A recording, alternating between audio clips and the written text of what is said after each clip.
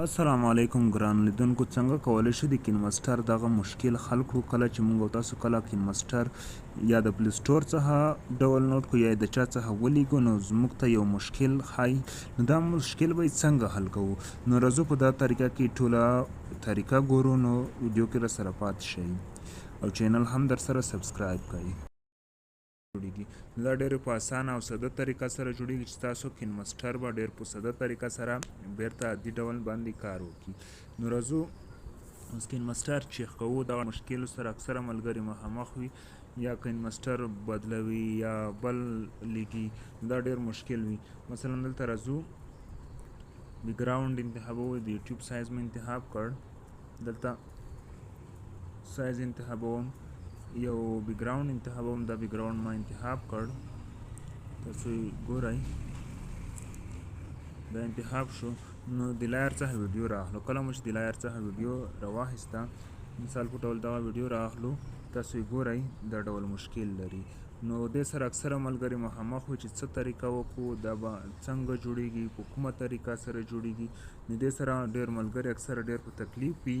نو دغې لپاره زه اسانه طریقه سره په دغه ویډیو کې درته هم چې څنګه کولی شو دغه مشکل موږ او تاسو حل کړی شو. تاسو وګورئ د ویډیو نه شو کیږي. نو راځو له خپلې کینمسټر څخه ووځو، خپل کینمسټر باندې به ګوته ونیسئ، د اپ انفرمیشن باندې به کلیک وکړئ.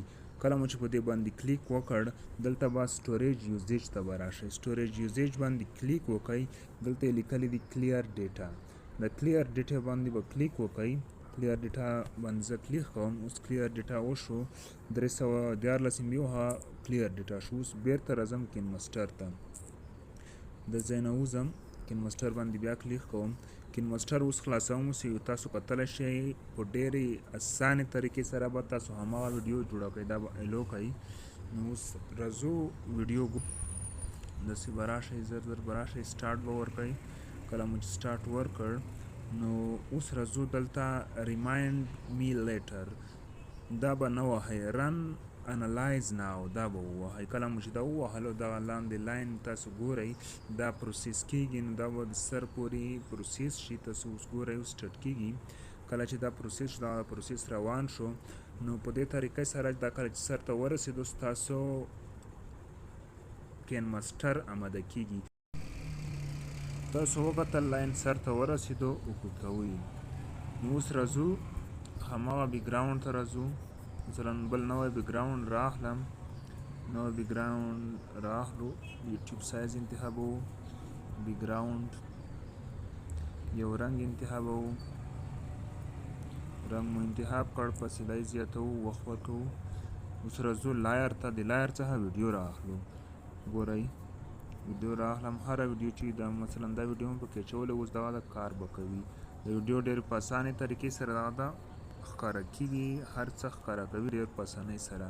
نو په دې طریقه سره تاسو کولی شئ د خپل کینمسټر مشکل حل کړی شئ.